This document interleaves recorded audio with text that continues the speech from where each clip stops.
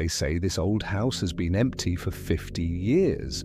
Not because no one wants to buy it. It's a beautiful Victorian after all, but because no one who buys it ever stays. My name is Alex and I'm a paranormal investigator, or at least I'm trying to be. This house, the Blackwood Manor, is my first real case. Armed with a flashlight, an EMF meter, and a healthy dose of skepticism mixed with a whole lot of fear, I pushed open the heavy oak door. The air inside was thick and cold, smelling of dust and decay. The door slammed shut behind me, making me jump. A draft, I told myself, just a draft. I swept my flashlight beam across the grand foyer. A sweeping staircase curved upwards into the darkness. Portraits with faded, watching eyes lined the walls. My EMF meter, which had been silent, suddenly chirped to life, its lights flashing red. I held it steady, my heart pounding a rhythm against my ribs. It was pointing towards the top of the stairs. "Hello?" I called out, my voice sounding small and weak in the cavernous space. "Is anyone here?" The only answer was the creak of a floorboard from the floor above. I took a deep breath. This is what I came for. One slow, deliberate step at a time, I began to climb the staircase. Each tread groaned under my weight, the sound echoing through the silent house. Halfway up, a cold spot hit me. It was like stepping into a walk-in freezer. The hairs on my arms stood on end. My breath plumed in front of my face. The EMF meter in my hand went wild, screaming its digital cry. I froze, listening. And then I heard it, a whisper. It was faint, like the rustle of dry leaves, but it was unmistakably a voice. A woman's voice. It seemed to come from everywhere and nowhere at once, a soft, sorrowful sound that I couldn't quite make out. "Who's there?" I asked again, my voice trembling this time. The whispering stopped. Silence descended again, heavier and more menacing than before. I continued up the stairs, my flashlight beam cutting a nervous path through the gloom. At the top of the landing, a long hallway stretched out before me, lined with closed doors. Which one? The EMF meter guided me, its beeps growing more insistent as I approached a door at the far end of the hall. It was slightly ajar. Pushing it open, I found myself in what must have been a child's nursery. A rocking horse stood frozen in the middle of the room, one of its painted eyes staring blankly at me. An old wooden crib was in the corner. The air in here was even colder.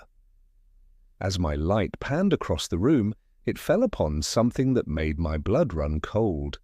On the wall, scrawled in what looked like dark crayon, were words. "Get out." Simple. Direct. My hand holding the camera was shaking uncontrollably. I backed away slowly, never taking my eyes off the warning. That's when the rocking horse began to move. Slowly at first, just a gentle rock back and forth as if pushed by an unseen hand. Creak, creak, creak. The sound filled the room, a nightmarish lullaby. I stumbled back into the hallway, my heart threatening to burst from my chest. I had to leave. This was too much.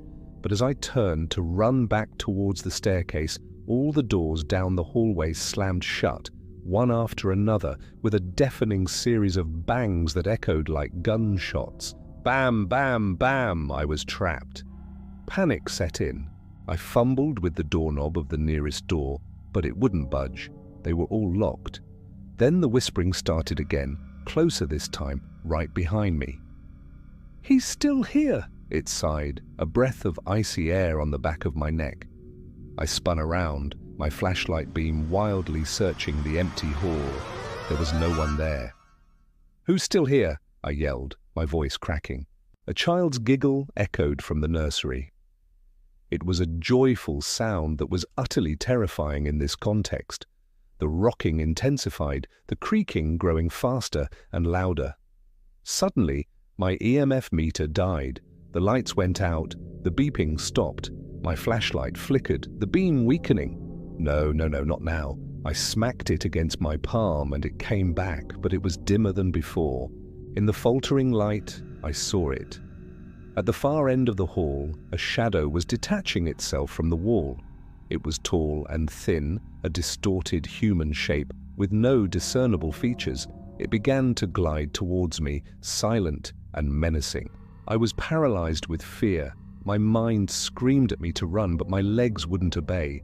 The figure drifted closer, elongating and twisting. The temperature dropped so low I could feel the cold burning my skin.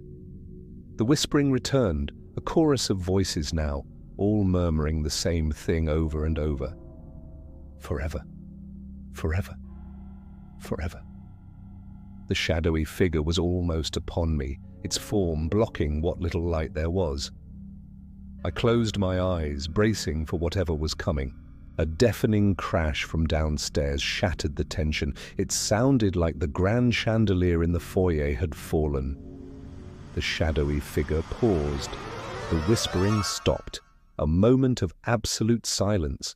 Then, one by one, the locked doors down the hallway clicked open. This was my chance. I didn't wait to see what the shadow would do. I sprinted.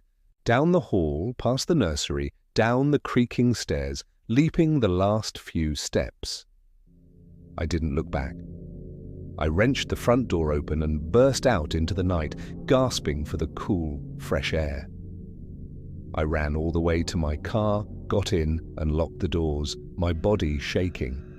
I sat there for a long time, just breathing, watching the dark, silent house. I had gone in looking for a ghost story and I had found one, but it wasn't a story I'd ever want to tell again. Some doors are best left unopened. Thank you so much for joining me on this terrifying investigation. If you enjoyed this story, or if it sent a chill down your spine, please hit that like button and subscribe for more adventures into the unknown. Stay safe and always be curious.